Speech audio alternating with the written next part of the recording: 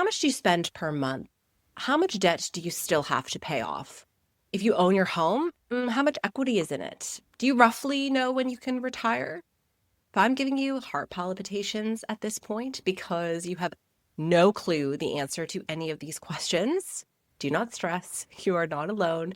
Most people have absolutely no idea the answer to any of these questions. But I do. And the reason is because I have built my family's financial scorecard. And it was one of the best things I have ever done for my family to ensure that we are set up for the future, to give myself confidence and clarity. And guess what? It only took me about an hour. So this is what I want to talk to you about today. It's about building our own family's financial scorecard. Welcome to the My Family Strategist podcast. If you are new here, my name is Christina Spark. I am a former chartered accountant. I hold a master's in professional accounting. I have 15 years of experience working with the most successful companies, but the title that I am the most proud of is mom. This podcast is all about bringing smart financial strategy to the chaos of modern parenting.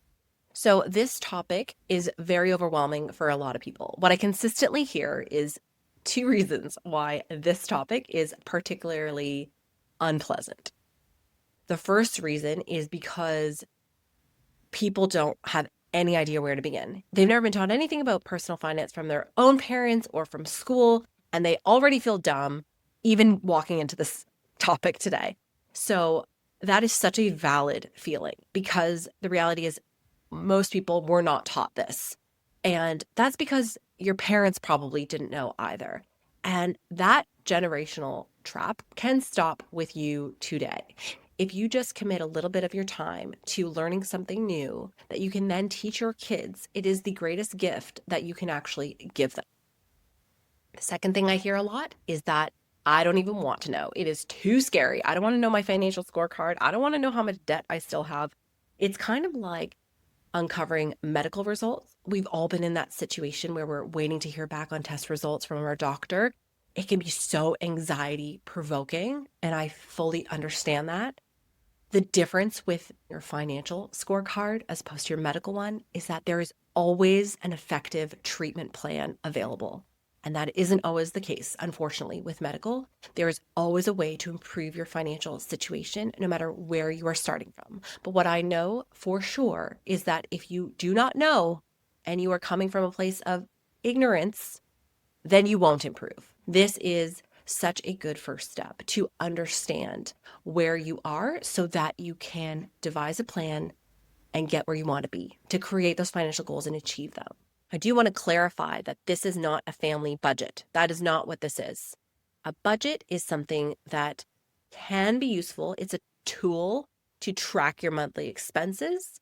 It can be a useful tool if you have short-term goals. Like say you're planning a trip and you want to save up for the trip. It can be very helpful for you to actually keep better track of how much money you're spending on and how much you're setting aside for that trip. Me personally, I don't budget.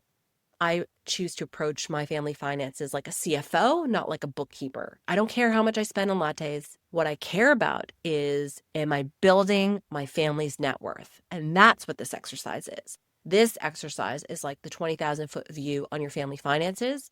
It is a place of understanding and awareness of your financial situation. And from this will be better family decisions. So without further ado, let's jump into our disclaimer and start the show. I'm a former chartered accountant and corporate strategist, but I am not your accountant or financial advisor. This episode is for educational and entertainment purposes only and shouldn't be taken as personal financial or legal advice. Every family's financial situation is unique, so please consult with a qualified professional before making any major financial moves. Your financial scorecard is made up of two things. First is your family's balance sheet. Essentially, it looks at your assets and your liabilities or debts. Those are fancy business terms. All it means is what do I own, which is your assets, versus who do I owe money to, which is your debts. Your assets minus your debts, that is your net worth. That's what people mean when they say your net worth.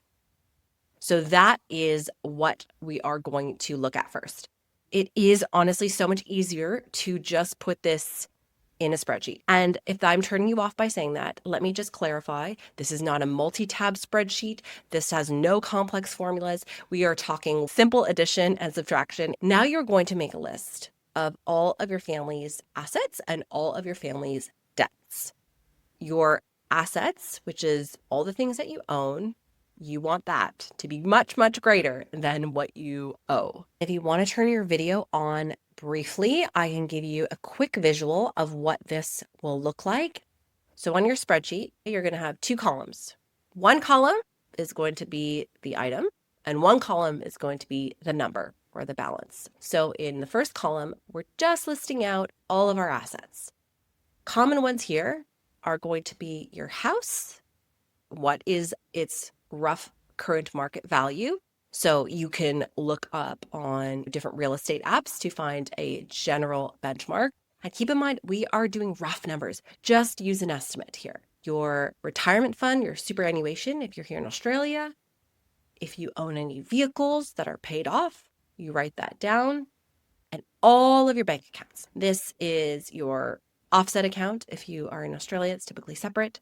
Any savings accounts, any checking accounts, investments, so stocks or managed funds, anywhere you do online banking, make a list of all of it in this column. And beside that column, you are going to put in the balance of each. So the hardest part about this is probably remembering your passwords and going to your online banking and writing it all down. But it is so helpful to actually have everything in one centralized place that you can look at.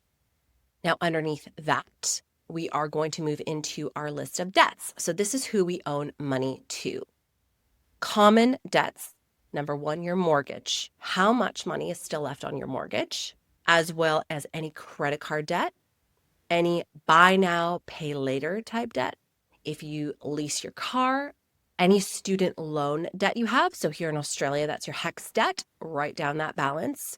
Congratulations, you've just written out your family's balance sheet. We're halfway through our financial scorecard. Now, you might be looking at those numbers and be thinking, but what do I do with this? Is this good or not? This is a point in time exercise. And the goal is really to track your net worth over time. So all of your assets minus all of your debts, that's known as your equity. Your equity is your net worth. It's the same thing. And what you want to ensure is that that number is growing over time. If it's not growing over time, that means we need to look more closely at the second piece of our financial scorecard, which is our income statement. And we're going to get to that in the next section. So here's a very simple ratio that is commonly used in business that you can use for your family finances too.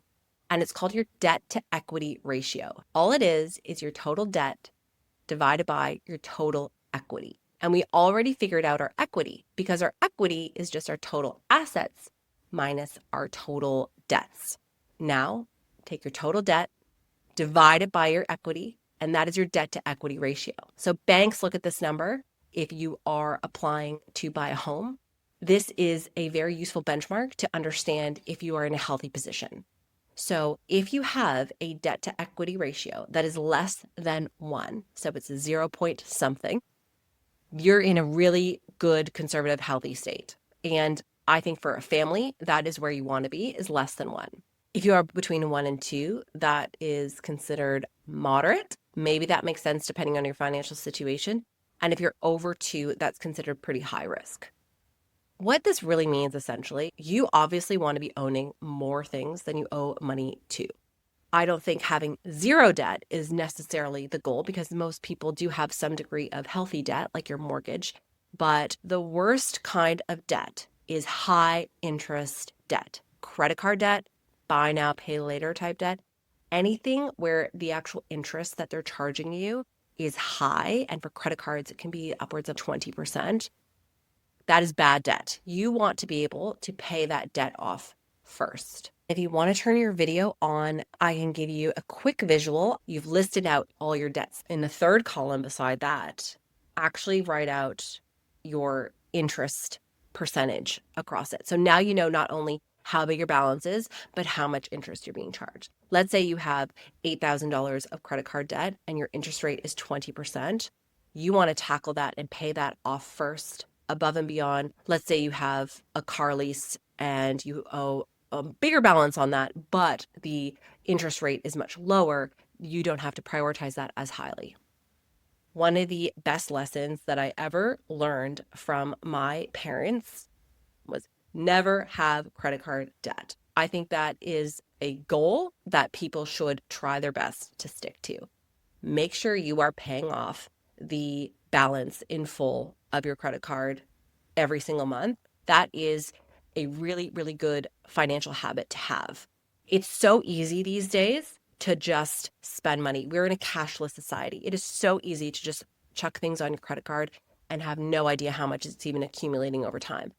And that is why people get themselves into a bad financial position where they have too much debt. And now the interest they're being charged on that debt is so high and it continues to accumulate and grow over time. And it's like you can never catch up and get in front of it. So now that you have your list of debts, you need to highlight the ones that are high interest debts and you need to make a plan in order to pay that off. And we're going to get to that in the next section. One other tip I have is to ensure that you don't have any single stock that makes up greater than 5% of your investment portfolio. So I'm not talking about all your assets. I'm not talking about your house and I'm not talking about your superannuation. I'm talking about just in terms of your investments. Ensuring that you are diversified means that you do not have generally more than 5% in any one particular stock. I know crypto is a really big topic. Personally, my view of crypto is that it's a speculative investment. Our family does hold crypto, but it is such a small percentage. It's far less than 5% of our total investment value. So that is just another good thing to keep in mind of as you are assessing your family's balance sheet. Now, the second piece to our financial snapshot is our income statement. This is also a business term. You might have heard the term income statement or a statement of profit and losses. All that is a list of all the money coming in and all the money going out. So all of your income and all your income streams, for most people, that's their primary job. If they're an employee, that's how much money is coming in and hitting your bank account every month. And how much money is going out. Those are all your bills, all your payments that you're making monthly. So we are going to look at this one on a monthly basis. Using a medical analogy, you can think of our balance sheet as your vitals, your cholesterol, your blood pressure. This is when you actually do a blood test and you can see, am I in the range or am I outside the range? Think of your income statement like your daily habits. So if you smoke and drink every day, that's going to show up in your vitals. But if you eat healthy and you exercise and you have good habits, that will also show up in your vitals. This has a direct impact on your family's net worth, is how much you are earning and how much you are spending. Most people have no idea how much they are spending relative to how much they are earning. And that gets you into problems because if you're spending more than you're earning, your debt is going to keep going up and up and up. You're going to have to start putting more things on your credit card because you don't have enough money coming in to actually pay for it. And that is an example of how you see that on your balance sheet. So let's now create a new tab. I promise, just two tabs in your spreadsheet. If you want to turn your video on briefly, I can give you a quick visual of what this will look like. Second tab is your income statement. Now we're going to make a list of all the money coming in and all the money going out. So your first column is going to be the item and your second column is going to be the balance. Now let's brainstorm all your income streams. What money do you have coming in? So if you are employed, go to your bank account and see how much money is hitting your bank account every month. And we're doing this monthly. Write down the number for you and your partner. If you have other sources of income, if you own investment property, for example, and you have rental income coming in, add that. Any type of government support, add any income that's coming in there. If you are self-employed and you have business income and that fluctuates a lot month over month, take a 6-month average and add it, write it down. Write down every single income stream that you have. If you have dividend income, anything else, just add it in. And now sum it up. Now you know how much money is our family bringing in every month. And that's a very empowering number to know. Below that, we're going to now list out our expenses, how much money is going out. So think of all the places you pay out from. So your credit card or your bank debit card. How many of those cards do you have? How many accounts? List them out. So this is where it gets a little tricky because your monthly expenses can fluctuate so much depending on what's going on. If you just had a really big holiday, your expenses might be higher than normal. So a great tip I have for you is to download your online banking statement, so your credit card statement, your debit card statement. Go back 6 months and just download that as a PDF. Now, go to Google Gemini or ChatGPT, whatever you use, whatever AI tool you use, and actually attach that file and upload it. And then you're going to insert a prompt and you're going to say, here is 6 months of my expenses. I need you to summarize and categorize and find a monthly average of those expenses. And it's brilliant. It will just do it for you. It will come back with a very organized table of all of your monthly expenses towards food, dining, eating out, transportation, housing, and insurance. And the great thing about doing it this way is that you can actually ask follow-up questions. Are you sure this is how much I spent on, say, food in a month? Can you break that down for me further? And it will just show you where you're actually spending money. So spend a little bit of time here because this is where it's typically the most eye-opening for people because it's hard for us to even keep track of where we're spending money. I guarantee that it's going to be quite interesting for you to actually go through this and see, oh my gosh, I'm actually spending this much there. Now, in terms of evaluating what good looks like, a few things to keep in mind here. The general rule of thumb is that you should be saving about 20% of your income each month. And the best way to do this is the moment you get paid, let's say you get paid on the last Friday of the month, automatically transfer 20% of that into a savings account, an investment account. It's the principle of paying yourself first. Before you pay other people, pay yourself. So this exercise is going to tell you, can you afford 20% though? And maybe you can't. Maybe what you found is that your income is just barely higher than your expenses.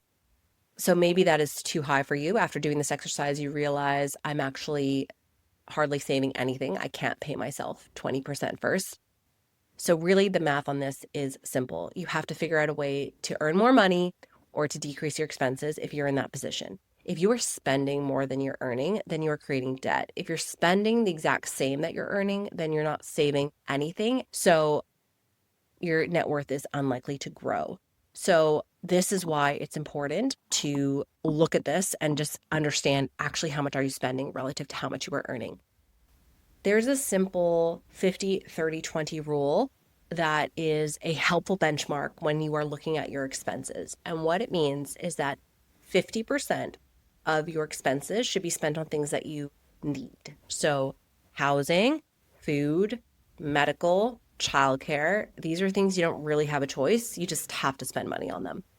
30% can be spent on things that you want. These are discretionary things like travel and dining and eating out, shopping, going to the movies. These are things that bring you joy and that you should spend money on as well. But that category should be 30%. And then 20% is on savings. And this is the piece where you're investing in your family's future. So this is a good time now that you've listed out all of your expenses and you can see, how much am I spending on things that I need and how much am I spending on things that I want? Maybe you're finding that your discretionary spending is actually much higher than the 30%, and that's eating into your savings. You're actually not saving hardly anything because your discretionary is really high. Or what a lot of people do find is that sometimes their needs are really high, and especially if you live in a really expensive city, housing is going to be your largest expense. So a general rule of thumb on housing is that you shouldn't be spending more than 30% of your gross income on housing. So if you earn $100,000 per year, that means you could spend $30,000 on housing in a year. I know it is hard in cities where it's so expensive and we're having a housing crisis to keep that. But I think the reality is if you are spending more than 30%, it's just going to be so much harder for you as a family to actually save and grow your net worth. So it's just something to be conscious of. And maybe this is the first time you are being conscious of that. Maybe you've never calculated actually how much you're spending on housing. And this can be quite eye-opening as well. Another rule of thumb is that you should have at least 6 months of your must expenses in a savings account. So look at how much you're spending on things that you need, like your housing and food and childcare, etc., per month. Multiply that by 6. That is how much money you should have in an easy to access bank account for a rainy day fund. And that is because if you suddenly lose your job or if something happens to you, you should ensure that you have that much saved in a place that's easy to access. So I'm not talking about investments because that's not easy to access. It takes time to sell. You could also trigger a tax event. So I'm talking about just a high interest savings account, or if you're in Australia, an offset account. That's how much you should have saved before you do things like invest. To recap, now we have a list of all the money coming in and all the money coming out. And this exercise should really not take you very long. If you're comfortable using AI to do this, it's 2 minutes to actually upload your expenses and to come out with a categorization. Then you can spend a little bit more time in digging into, okay, where am I spending more money than I realized, than I should be? If I'm not saving 20%, how can I make that a reality? And you may find you're in a situation where you can't actually cut many of your costs. You're not spending lavishly. You just live in an expensive city and you're a parent, so life is insanely expensive. So the better way to actually improve your financial situation is to make more money, which is easier in some ways to influence than cutting costs. Because if there's nowhere to cut costs, there's nothing you can do.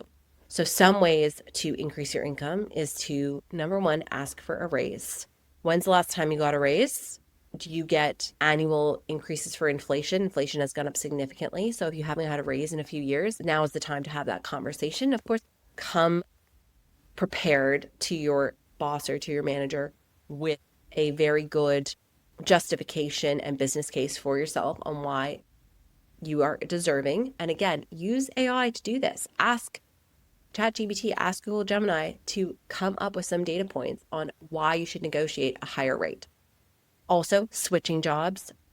A lot of data shows that people who switch jobs are actually better off financially. They're able to command a better salary by actually switching employers. Or you could get an offer from another company and bring it to your current company and ask them to exceed or match it. Those are all great ways to try and increase your current salary. Could you pick up extra shifts? Could you pick up overtime shifts? You can also think about a side hustle if you are in a position where you want to earn a little bit of money on the side. And look, this is a hard thing to do for parents because being a parent is already the side hustle. But are there a few hours in your day where you could be creative and think of ways in which to earn a little bit more money? So that is another thing that I will leave you with in terms of improving your income statement. So there you go. That is how you build your family's financial scorecard. So a couple things about actually doing this exercise. Number one, do it with your partner. Research consistently shows that couples who talk about their finances, who are true partners, who do it together as a team, are happier, they're richer, they are better off. So please make sure that you are doing this with your partner together. My advice would be to schedule 2 hours with your partner. Maybe it's when the kids are asleep, or even getting a sitter for a couple hours, or perhaps you can get out of work early while the kids are still at school or in care and just work on it together.